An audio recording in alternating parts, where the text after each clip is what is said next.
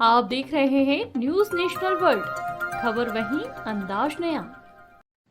गणेश चतुर्थी का त्योहार नजदीक आ गया है और गणेश चतुर्थी के त्योहार में हर कोई भगवान गणेश की आराधना करना चाहता है।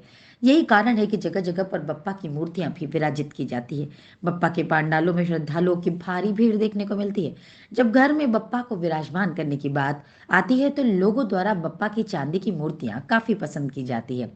सराफा एसोसिएशन के अध्यक्ष अजय लाहोटी ने बताया कि हिंदू धर्म में चांदी की धातु होती है, जिन्हें हमारे सनातन धर्म में काफी शुभ माना जाता है।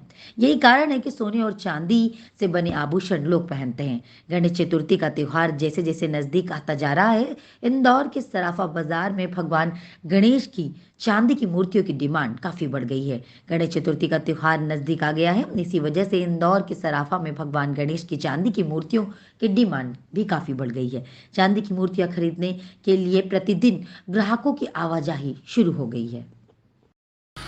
चांदी की मूर्ति की अगर चर्चा अपन करें तो चांदी की अगर सराफा बाज़ार में ही करें तो उसकी हज़ारों की संख्या में मूर्तियां बनी हुई है। और चूँकि क्या होता, गणेश जी तो सिद्धि विनायक गणेश जी हैंगे।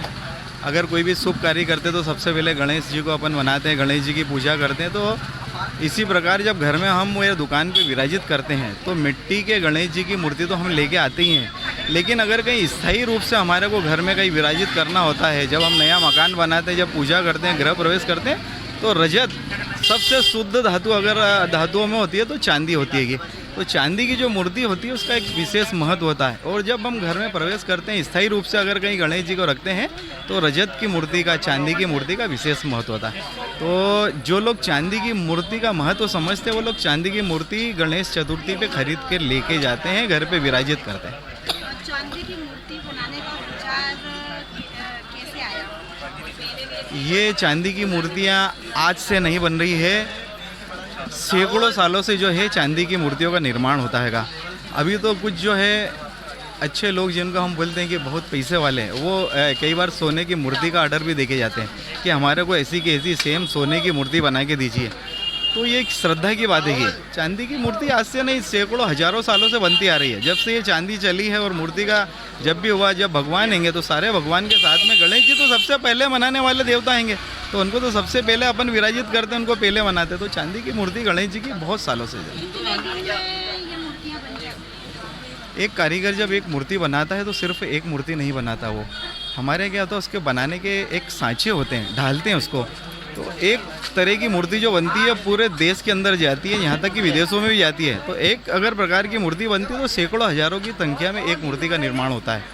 वो एक बार में ढल जाती है, वो कारीगर उसको फिनिशिंग करता है, फिर उसका आगे आगे प्रोसीजर होता है, पॉलिश होता है, सब चीज़ें होती है।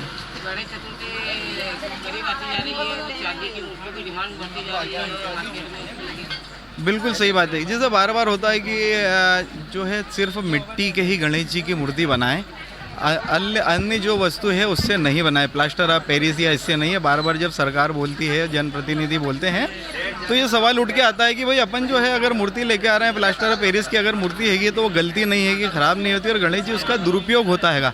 लोग जाके तो उसको ठंडा कर देते हैं, लेकिन वो मूर्ति फिर विसर्जित नहीं होती है गणेश। तो ऐसे चांदी की जो मूर्ति का महत्व हैगा, तो ये गलती नहीं है कि हमेशा विराजित रहती है, हमेशा पूजा करते हैं, और अपने तो विघ्न विनायक रखेंगे हमेशा के लिए। अजय लाहोटी, प्रचार मंत्री, सराफा एसोसिएशन।